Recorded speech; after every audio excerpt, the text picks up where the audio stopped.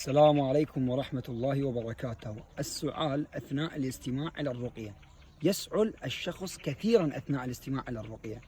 هذا يدل على وجود أمرين: الأمر الأول إصابة عيون، الأمر الثاني عقد العيون متمركزة في الصدر. فبإذن الله عز وجل تتوضأ وتجلس باستقبال القبلة وتكرر هذه الآية لمدة نصف ساعة يوميا.